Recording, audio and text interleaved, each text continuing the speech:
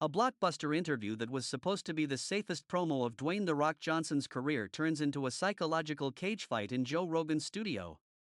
Under the hot lights and rolling cameras, Joe keeps poking at the gap between Dwayne's inspiring public persona and the man who has to live inside it, until the most media-trained celebrity in Hollywood finally cracks and says the one thing his team has spent years making sure the world never hears. They didn't plan to release this episode. But someone hit export before anyone could stop it. He shouldn't have said it. But by the time the words left his mouth, millions of people were already listening. "Good to be here, brother," Dwayne says, smooth as a polished trailer. Finally made it happen. The studio is dim and warm. Neon signs wash the brick wall in red and blue. On one shelf, a skull. On another, supplements and a lava lamp. 2 mics. 2 coffee mugs. A table scarred with old cigarette burns and ring marks from years of guests. Joe nods. "People have been asking for this one forever, man. The most likable dude on the planet, right here." Dwayne laughs, big and rolling. "Hey, I'll take it. There are worse things to be called." "Oh yeah?" Joe's eyes narrow just a little. "Like, fake?" It's subtle, that first hit. So light it could be a joke. Dwayne's smile doesn't move, but something behind his eyes flickers. "You come out swinging, huh?" he says. "We just getting started and you already going there." Joe shrugs, palms up.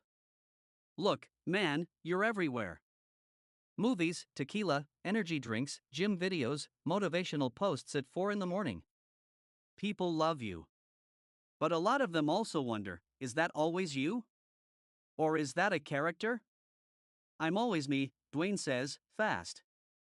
"I've worked my ass off to get here. If I'm positive, if I'm motivating, that's because I know what the other side feels like." "For sure," Joe says. "But that's what I want to talk about. The other side. 'Cause sometimes, when someone's the dialed in all the time, people start wondering what they're hiding." The control room behind the glass is silent. A producer leans forward, eyes flicking between their faces. Dwayne chuckles, slapping the table gently. "You're trying to get a headline in the first 5 minutes. I respect the hustle." "I don't need headlines," Joe says, voice steady. "I just like real. And real usually shows up when we step away from the script." There's the faintest pause. Dwayne glances toward the glass, where his own team hovers, PR girl in a blazer, manager in a ball cap, both perched on stools just out of frame. He knows they're listening to every syllable. He leans toward the mic. "Okay. You want real? Let's talk real." Joe smiles. "Let's do it. For the next few minutes, it's easy. Stories about being broke, about sleeping on dirty mattresses, about wrestling locker rooms that smelled like sweat and cheap deodorant." Dwayne's a machine, he knows how to tell an origin story. The rhythm is perfect. The room laughs when he wants it to laugh. Falls quiet when he lowers his voice. Then Joe nudges the steering wheel. "So you go from all that," Joe says, "to being the guy. Biggest movie star in the world. Every brand, every commercial, every red carpet. What's the cost, man? 'Cause it's gotta cost something." Dwayne exhales through his nose, smile dimming a notch. "It costs time. Sleep. Relationships. But that's the price of the grind." "I'm not talking about grind," Joe says. "I'm talking about you. Like, you as a dude. You ever feel like you're disappearing inside the rock?" There it is. A little silence slips between them. Dwayne looks down at his hands, huge and scarred, fingers tapping the table. When he looks back up, the smile is still there, but it's thinner now. "Every persona is a tool, man," he says quietly. "You build it to survive. You build it so you don't go back to where you were. And if the tool starts using you?" Joe asks. Behind the glass, Dwayne's PR girl shifts in her seat. "We're good," Dwayne mouths in their direction without turning his head. Joe catches it. Files it away. "All right," Joe says, easing back. Let's go deeper. Then, there was a period where people were worried about you. You've talked about depression, about darkness. What does that look like when you're The Rock? Because there's a lot of guys listening right now who see your Instagram at 4 in the morning and think, I'm a loser. I'm not working hard enough. Dwayne's jaw tightens. He's told the depression story before. On talk shows. In documentaries. But always in safe little shapes. Clean arcs. Pain turned into a hashtag and a brand partnership. Here, the room is too small for that. It looks like driving around at 2 in the morning so your family doesn't see you cry, he says, voice lower. It looks like staring at your phone, not calling anybody, because you're afraid they'll see through you. Joe's gaze softens. Through what? Dwayne swallows. Through this, he says, gesturing at his chest, his smile, the whole package. The hero. The guy who always finds a way. The guy who never breaks. It lands heavy. The studio hums with it. For a moment, the tension dissolves. Two men at a table, talking about the weight of being strong for everybody else. Then Joe twists the knife. So if that's true, he says gently, why do you still sell it 24/7? Why not turn it off sometimes? Why not show a little more of that dude at 2 in the morning? Dwayne stiffens. Because the world doesn't want that, he says. The world wants hope. The world wants to believe that if they work hard enough, they can be okay. I give him that. Or you sell them that, Joe says quietly. The sentence hangs there, thin and sharp. Dwayne's eyes narrow. You saying I'm lying to people? I'm saying maybe you're leaving some things out, Joe replies. Maybe there's a gap between the truth and the brand. And that gap is where a lot of dudes drown. A red light blinks on in the control room. One of Dwayne's team is texting furiously. The PR girl leans toward the intercom button, then stops herself. Dwayne's nostrils flare. You know what, man, he says, voice still calm, but colder. You sit here in a hoodie, in this cave, talking about authenticity like you're not running a brand, too. You got sponsors, clips, thumbnails. You're not some monk in a mountain. Joe laughs once. No humor. Of course not. But when people come on here, the deal's simple, we talk. Not the polished version. Not the press tour script. The real shit. Real shit doesn't pay everybody's salaries, Dwayne snaps, glancing toward the glass again. There are hundreds of people whose rent depends on me not having a bad day on camera. And that's the prison, Joe says softly. Dwayne's head whips back. What? That's the prison, Joe repeats. You built yourself a kingdom. Now you can't say what you feel without a lawyer twitching somewhere. Something in Dwayne's expression shifts, just a flash of hurt, then anger rushing out behind it. You don't know what you're talking about, he says. You don't know what it means to have that many eyes on you. You get to screw up. Cancel an episode. Say sorry next week. If I slip once, it's global. Then why are you here? Joe asks. Why sit at this table if you're gonna drag 1,000 invisible people into the room with you? There it is. The first real hit. The Rock leans forward. The smile is gone. I'm here because people trust you, he says. Because they think you cut through bullshit. And I thought maybe, just maybe, I could talk about my life without being turned into a conspiracy theory. Who's turning you into a theory? Joe asks, genuinely confused. You, Dwayne fires back. You and everyone who wants to believe I'm some kind of manufactured puppet. Like I don't bleed, like I don't make choices. You think because I'm on billboards I don't own my soul anymore. Do you? Joe presses. Silence. Behind the glass, the manager stands, shaking his head, slicing his hand across his throat. Wrap it up. Dwayne sees him.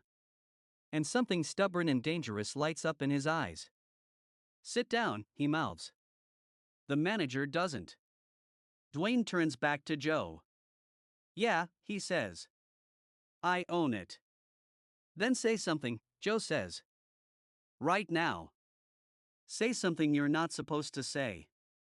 The challenge hits the table like a slap. The crew shifts. A camera operator glances at the clock. They're only 40 minutes in. Dwayne's tongue presses against his teeth. His pulse beats in his neck. You want that? He asks.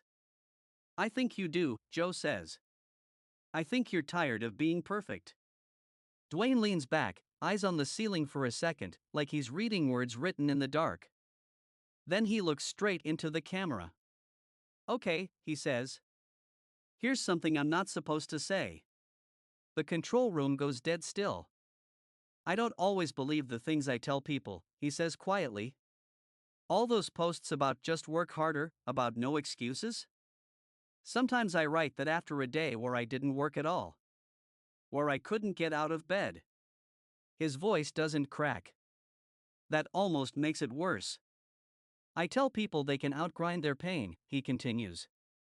But some pain doesn't care how early you wake up. Some pain just sits on your chest and laughs at your alarm clock. The words hang there, heavy and raw. That's huge, Joe says softly. Dude, that's exactly what people need to hear. Yeah? Dwayne barks out a hollow laugh. You think the boardrooms are gonna quote that? You think the sponsors want to hear, sometimes the hustle is bullshit? Joe shrugs. Maybe they should. Behind the glass, the PR girl finally hits the intercom. Dwayne, her voice crackles into his headphones, shaky but firm. We need to wrap. Now. He closes his eyes briefly, presses his fingers to the headset. Mute, he says to Joe, tapping his ear. We're live, man, Joe replies. We don't mute. The PR girl's voice gets sharper. Dwayne, this isn't the agreement. We talked about topics. He rips the headphones halfway off one ear. Stop, he snaps, not at Joe this time, but at the glass. Stop talking to me like I'm a product on a shelf. The room freezes. The Rock just yelled at his own team on air. Joe sits very still. We can cut this later if you want, he says quietly. But right now, people are hearing something they've never heard from you before. Dwayne's chest rises and falls. That's the problem, he says. I don't know if I want them to. Too late, Joe says. You already said it. For a second, the tension breaks. Dwayne laughs, genuinely this time, exhausted. Yeah, he says. Yeah, I did. They talk for another 20 minutes. Not about movies. Not about brands. About the first time he realized being inspiring felt like a job. About the messages from fans who treat him like a lifeline. About the guilt of wanting to turn his phone off and disappear. No jokes. No sound bites. Just confession.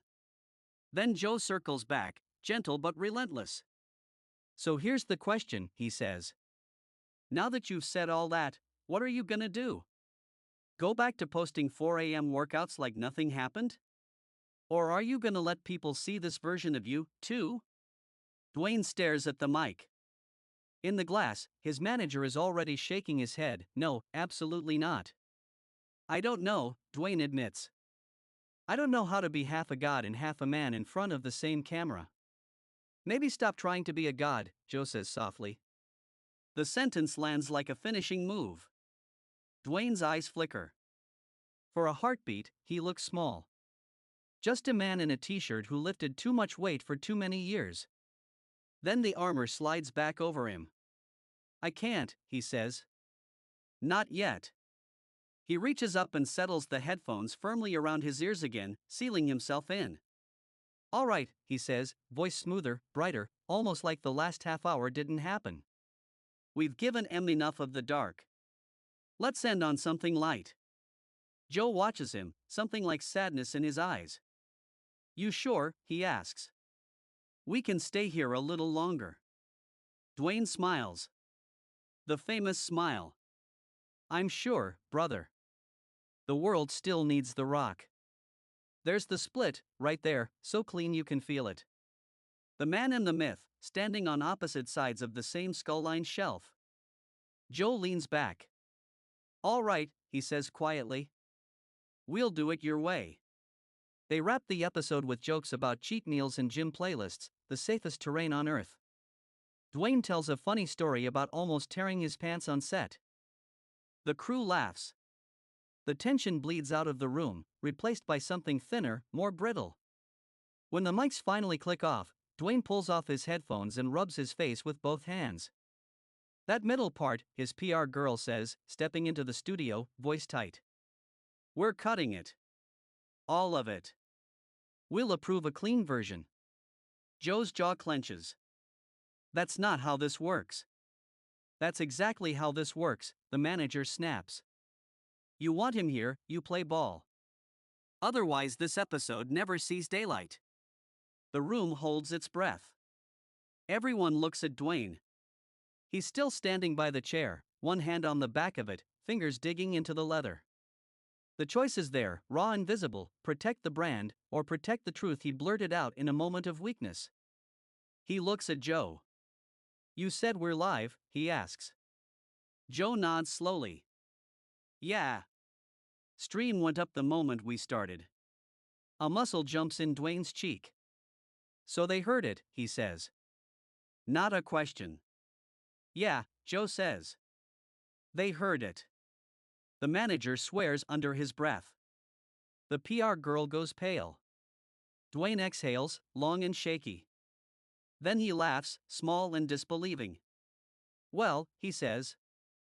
Guess the genie's out of the bottle. You regret it? Joe asks. Dwayne thinks for a long moment. I regret that I'm scared, he says finally. But I don't regret that it's real. He reaches for the headphones on the table, not to put them on, but to tap them once, like a bell. To everybody who just heard that, he says, half to Joe, half to the memory of the stream. If you see me posting some perfect grind video tomorrow, just know there's a guy behind it who doesn't always feel like a superhero. The PR girl groans softly. Dwayne. He turns to her, gentler now. Relax, he says. The world was gonna find out I'm human eventually. Joe watches him, a slow, crooked smile spreading across his face. This, Joe says, is my favorite version of you. Dwayne shrugs, shoulders suddenly looking heavier than any weight he's ever lifted. Don't get used to it, he says. The other guy pays better. They all laugh, but the laugh has an edge. Later, online, people will argue. Some will say they finally saw the real man behind the muscles. Others will say it was just another performance, another calculated move from a marketing genius who knows vulnerability sells. They'll debate whether he's honest or just clever. Whether Joe pushed too hard. Whether the rock cracked or just opened the door a sliver and slammed it shut again. But one thing will be different. From that day on, every time a fan watches him squat at 4 a.m, every time they see that blinding smile and those impossible shoulders, a little voice in the back of their mind will whisper. There's a guy driving around at 2 a.m. in the dark, too. And whether that makes them feel less alone or more uneasy. That's a question The Rock can't control anymore.